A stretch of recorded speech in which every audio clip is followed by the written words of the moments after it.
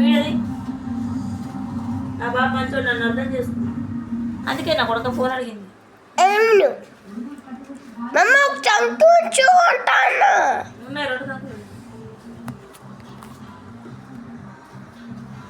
మేము యూట్యూబ్ ఛానల్లో ఏంటి ఓం రామ పెట్టి ఈసారి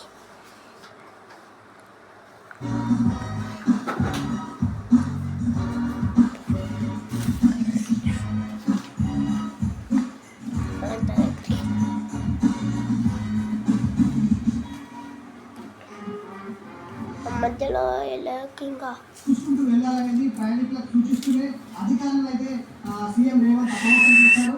విద్యుత్ వైర్లు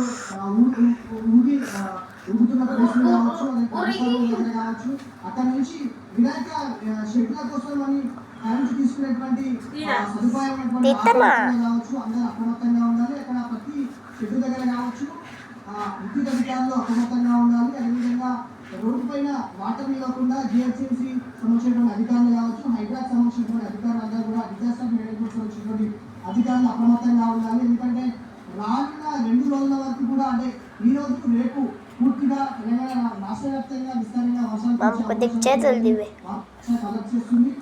మరి ముఖ్యంగా మరొక 2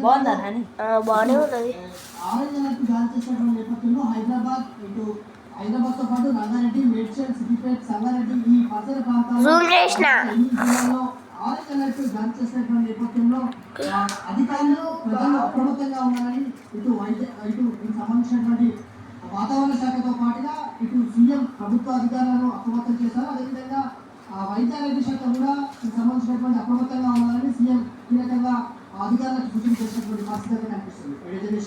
ఎంతో హైదరాబాద్ సంగారెడ్డి జిల్లాలో కూడా భారీగా వర్షాలు కురుస్తున్నాయి. నారాయణపేటలో గ్యాప్ ఇవ్వకుండా వర్షం దంచి కొడుతుంది. వాగుడు వంకలు చాలా ఉధృతంగా ప్రవహిస్తున్నాయి.